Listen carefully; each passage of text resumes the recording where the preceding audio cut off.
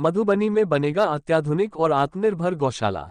नए भवन का हुआ भूमि पूजन और शिलान्यास, सदर एसडीओ सह गौशाला कमेटी अध्यक्ष। मधुबनी के गौशाला परिसर में गायों के लिए नए भवन का भूमि पूजन और शिलान्यास हुआ। सन 1881 में स्थापित गौशाला में पहली बार भवन, गाय और चारे के लिए एक साथ आवंटन आया है। गौशाला के 50 फीट लंबे और 25 फीट चौड़े नए भवन में तकरीबन 20 से अधिक गायों के रहने की व्यवस्था हो सकेगी। भवन बनने के बाद नए गाय और उनके लिए चारे खरीदे जाएंगे। मधुबनी गौशाला परिसर में गायों के लिए नए भवन का भूमि पूजन और शिलान्यास सदर एसडीओ सह गौशाला कमेटी के अध्यक्ष अश्वनी कुमार ने किया। गौशाला कमेटी के उपाध्यक्ष गुरुशरण सर्राफ और सचिव संजीव कुमार द्वारा मंत्रोच्चार से हुए पूजन के उपरांत नए भवन का शिलान्यास सदर एसडीओ अश्वनी कुमार के द्वारा ईंट रखकर किया गया। शिलान्यास के मौके पर पत्रकारों से बात करते हुए एसडीओ अश्वनी कुमार ने कहा कि हमारे जिलाधिकारी और अन्य एजेंसियों के सहयोग से ये काम हुआ है। इसमें 25-50 फीट के एक नए भवन का निर्माण कार्य अभी कराया जाएगा, जिसके बाद इसमें रखने के लिए दुधारू गोवंश की खरीद की जाएगी, जिसकी राशि का भी आवंटन हो चुका है। इसके खरीद के लिए जिला पदाधिकारी महोदय के द्वारा कमेटी का गठन भी किया जा चुका है। उन्होंने कहा कि हम चाहते हैं कि गौशाला आत्मनिर्भर बने और सरकार या किसी भी अन्य एजेंसी द्वारा दिए गए अनुदान का मोहताज नहीं रहे। गौशाला अपना खर्च खुद निकाले। गौशाला अगर लाभ भी कमाती है तो स्थानीय क्षेत्र का विकास ही करेगी। अभी तक विभागीय स्तर पर इस तरह की पहल नहीं की गई थी, आगे भी हम और कार्य करेंगे। जहां तक गौशाला की जमीन की बात है, उसे हम रेंट पर लगाकर उससे आय अर्जित कर रहे हैं। कुछ समय पहले शंकर चौक की जमीन पर अतिक्रमण की खबर आई थी, जिसके बाद हमने उसका नापी कराया है। रिपोर्ट आने के बाद हम उसका घेराबंदी भी कराएंगे। साथ ही गौशाला के पोखर का डाक के द्वारा सबसे अधिक बोली लगाने वाले को आवंटन किया जा रहा है। सुधा द्वारा ली गई गौशाला की जमीन के लिए हमने विभाग से मार्गदर्शन मांगा है, जिससे गौशाला को अधिक से अधिक आय हो सके एवं गौशाला का और ज्यादा विकास हो सके।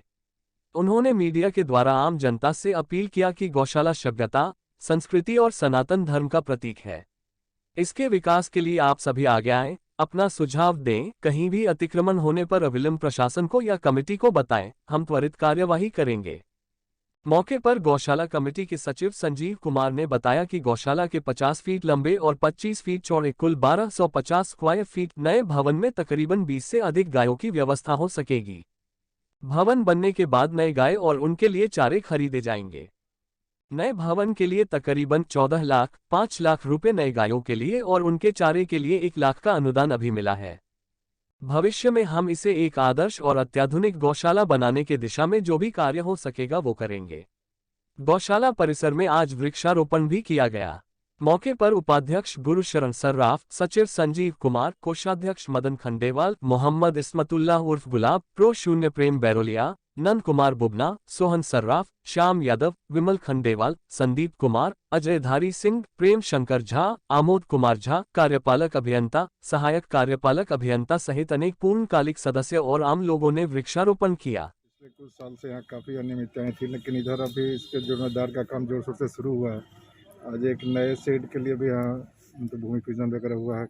क्या कुछ प्लान है, क्योंकि ये ऐतिहासिक गौशाला रही है। इस कार्य के लिए हमें विभाग स्तर से भी सहयोग प्राप्त हुआ है। उसके लिए जिला पदाधिकारी महोदय के स्तर से एजेंसी का चयन कर ये हमारे सहायक अभियंता हैं एलडीओ के, अब यहाँ पे कार्य आवंटन कराया जाएगा। 25 बाय 50 का एक शेड बनाने का प्लान है। उसके बाद जो दुधारू गौवंश है उसको भी क्रय करने की कुछ राशि प्राप्त हुई है।